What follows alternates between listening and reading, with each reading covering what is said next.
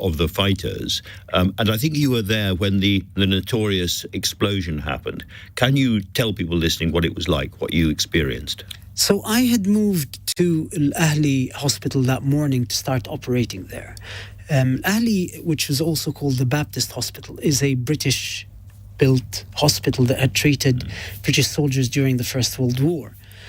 And when I got there, I had noticed how many internally displaced families were in the grounds of Al-Ahli, just like Shifa.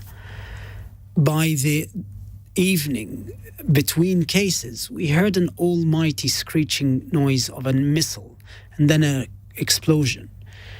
The false ceiling fell but didn't injure me, and I had gone out of the operating room and saw that forecourt on fire. The fire had lit up the forecourt, and there were just bodies everywhere and parts of bodies everywhere. When I got to the emergency department, there were basically patients with shrapnel injuries, with amputations. There were dead bodies. And eventually, I had to move one of the patients that was injured, took him out through the forecourt, and even, carrying him through the forecourt, there was, there's a forearm of an amputated child, and there are just bodies everywhere in that forecourt. Utterly horrific. And you were working, obviously, throughout this period. We've heard lots and lots of stories of medical equipment being on the edge of failing because of lack of electricity and the lack of absolutely crucial medical supplies.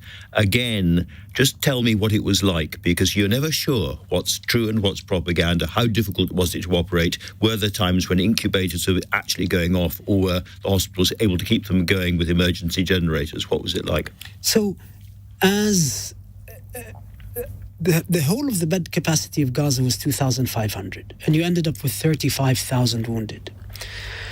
And so we were running out of things on a daily basis. It became more and more difficult. Initially, it was antiseptic solution, and I went out and bought some washing up liquid and some vinegar to clean the wounds with. And then by the end, we had run out of anesthetic and ketamine, which is, a horrible veterinarian drug, but we are having to use it to It's a horse tranquilizer, basically, yes. And we were having to use it because it will allow you to put the patient to sleep without an anesthetist. But even at the end, the last few weeks, we were doing without it. There was no morphine. I was having to give paracetamol to patients after their surgeries as a pain relief. And they were doing dressing changes on children with no anesthetic and no analgesic. By the end, it turned into a kind of almost like a horror scene.